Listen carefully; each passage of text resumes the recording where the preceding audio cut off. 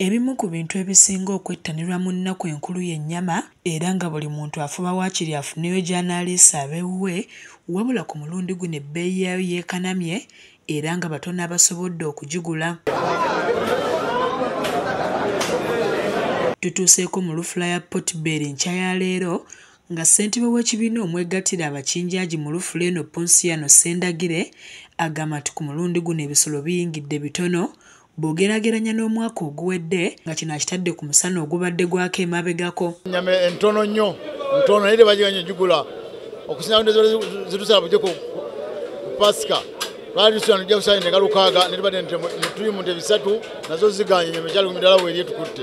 Sendagire agamba nti kiro y'ennyama bagitunze $1,650 ku musuubuzi, kyagamba nti kino kinyigirizza nnyo omuntu wa wansi naye nabo tebalina kyakukola kuba ebisolo bitono. Ennyama tugisuubuza $1,650. Lwali tusula nojja tusuluza emitwalo 2 naye abaguzi babuze.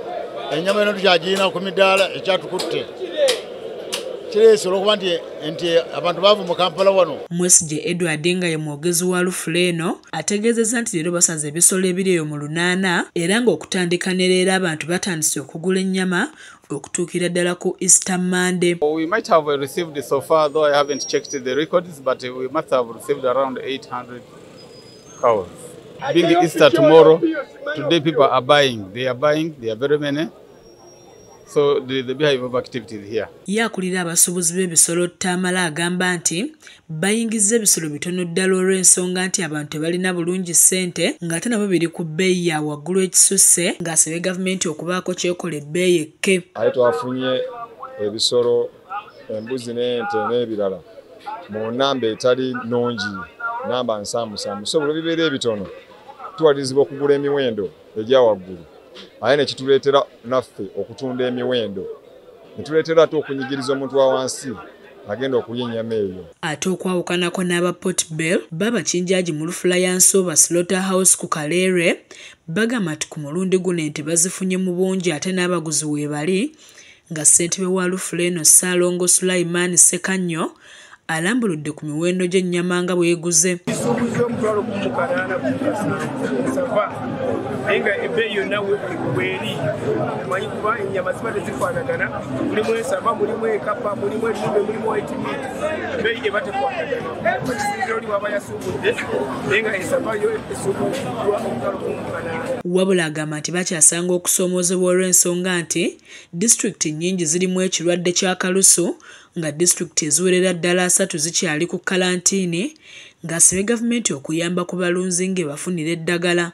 Gye ziva eriyo ba federal officer bali bajja ne babanga babawadde pamiti olwedde basuubuzi ate ente bwe bazikwata baganda basuubuzi ffe tuzimbye naye ng'ate bali abasawo gye bava babawadde pamiti.